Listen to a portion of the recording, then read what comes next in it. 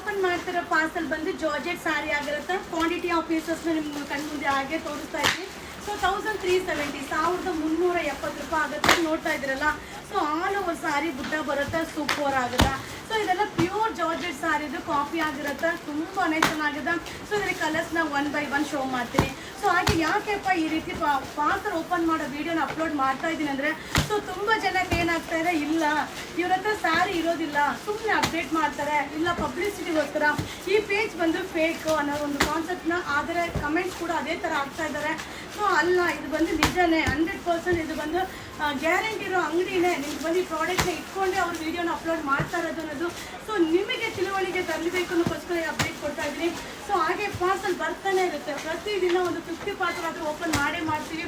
So ತುಂಬ ಚೆನ್ನಾಗಿದೆ. 1370 1370 ರೂಪಾಯಿ ಆಗುತ್ತೆ, ಸಕ್ಕದಾಗುತ್ತೆ. ಸೊ ಫ್ಯಾಬ್ರಿಕ್ಕು ಕೂಡ ಸೂಪರ್ ಆಗಿದೆ.